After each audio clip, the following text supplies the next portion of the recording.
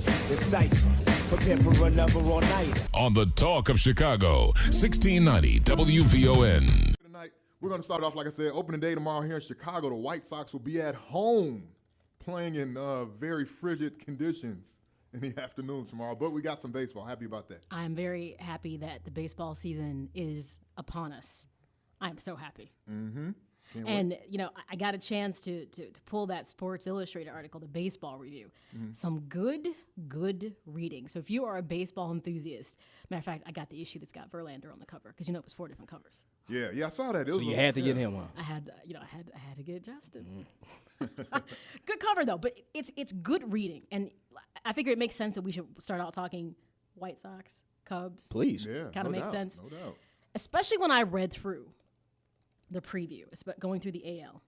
And it has very interesting predictions like the Nationals winning the World Series. Yeah, there's a lot of that going around. Over the Rays. MLB TV. But I'm going to tell you something. When you really sit down and you read through it, it's highly probable.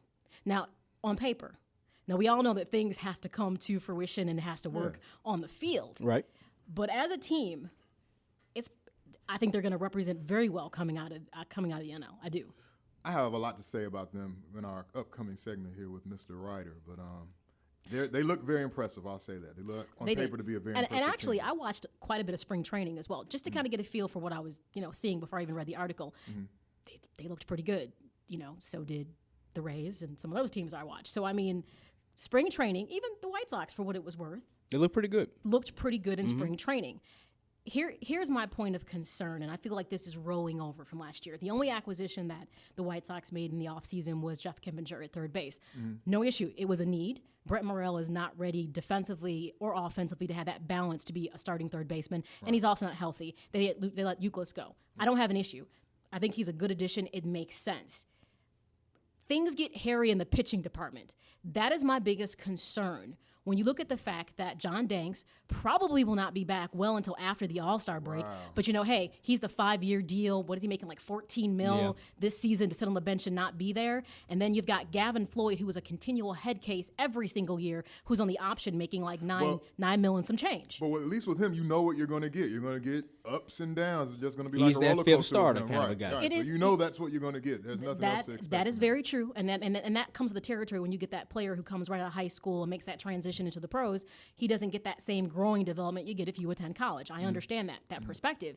But to me, to go into this rotation, because one of the articles they talked about underaged, overworked, about Chris Sale, about the increase in the amount of innings that he pitched last year and how he, at the end of the season, ran out of steam. I think that's very true.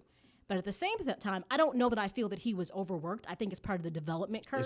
I was going to say that. I think it's part of the development. I felt it was not that he was overworked. I felt like it was more the development curve. I don't think that, Don Cooper used him the way that, Strasburg was used in Washington, that pitched him out of a season. And then they pretty much, regulated everything that he did last season, and he made no playoff appearances. So I don't feel that Chris Sale was necessarily overworked. I think it was a great development tool.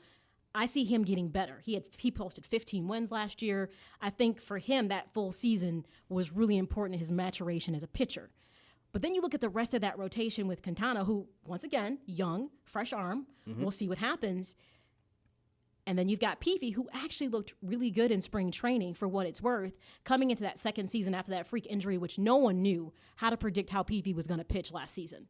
I don't think you saw the best. What did he get, like 10 wins last year? Yeah, about 10, maybe 10, 11. 10, 11 wins.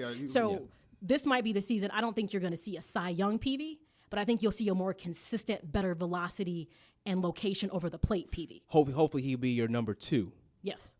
That's what we're looking for. That's the plan. That's the plan. Yeah. He's going to be your number 2 behind Chris Sale. So I am a bit nervous about the pitching rotation because But a lot of the so-called experts are calling that the Sox strength. Now, if you're nervous about that, and I kind of share the same feelings you have, honestly, it kind of looks like it's going to be a long year here for baseball in Chicago. There's not a whole lot of expectations for either team, and the Sox, they're just kind of – they have better expectations than they had last year, but when you look at that division, the improvements that have been made in that division, I mean, it's hard to see them doing a whole lot better than what they did last year in terms of where they finished and in terms of the amount of wins that they got. Well, what was crazy about last season was the fact that the White Sox led that division to the duration. So about maybe the last 8 weeks, they started kind of coming apart at the seam, and that's when the Tigers stepped up and took over the division. And then actually the Sox finished third behind the Royals. Now I'm going to tell you, that's a team.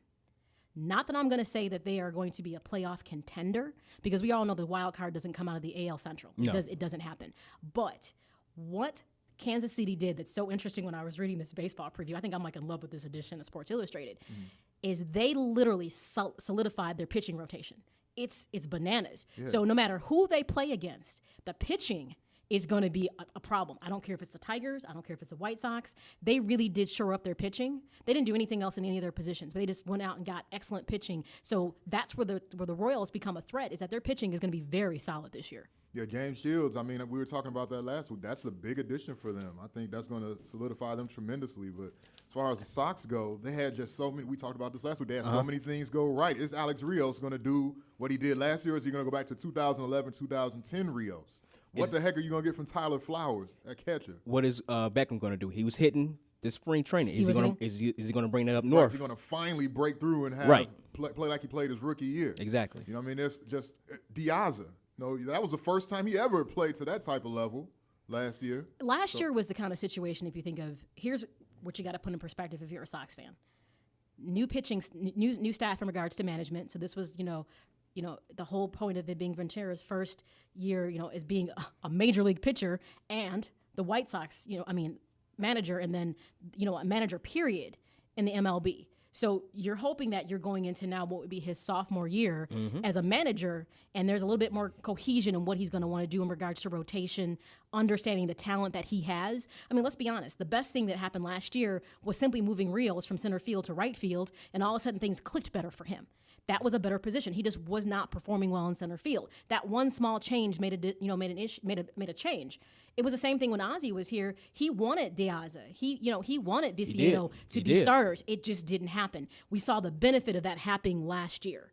So I mean, there was a little bit of slumping in the hitting, quarter of the year. But you're right. This is the year that Gordon Beckham has to step up, and you have to see production. Or I do believe that Rick Hahn will not have any issues with cutting him loose. I don't think this will be an issue after this season if he doesn't step up. Tyler Flowers, you got to take it for what it's worth. You don't know quite what to expect because he didn't put enough time behind the plate. One thing you can say is this: he does call a decent game, and there were less steals on Tyler Flower than there was on A.J. Przinsky. But with the American League, you're going to need more than that from the catcher. I'm just saying. You need a lot more than that. You need a catcher who can hit. Well, we don't know that he can't hit is what I'm saying. But what you described is a very good backup.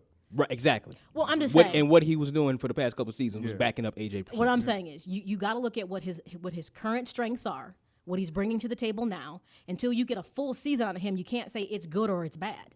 Because he was just that. He was the backup that when he did have to step into a starting position, he did a good job. But you would think the White Sox had plenty of time to move A.J. along. Mm-hmm. They didn't because they didn't believe in his kid. He's supposed to have been up a long time ago. They're talking about Tyler Flowers in 09. 09. Exactly, in 09. It's 2013, going to this season.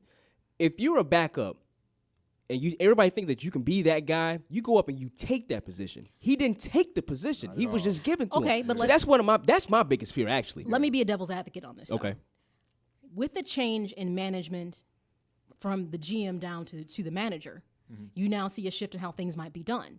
Remember, Ozzie was going to be at bat for AJ as long as he was in the city of Chicago. That wasn't going to change. Kenny Williams, the last fragment of that World Series team is Konerko. He's the last piece one that's left in the whole mix. Yep. So understand with this change of the guard with a new GM as well as a new manager, you're seeing some changes that probably could have happened 2 years ago, but didn't because of the circumstance of how that team was being managed. So I think the reason that AJ was let go this season was because Rick Hahn was like, it's time to move along these investment we have in these younger players. Remember, we saw a youth movement with the White Sox last season that nobody anticipated. It was like, ooh, where'd all these young players? And Addison Reed. Right. Addison Reed. I love Addison Reed. The fact that he has moxie and he's not afraid to get on the mound. He doesn't do it perfectly, but he gets it done. Who would have thought that the White Sox would all of a sudden be this young in less than 2 seasons?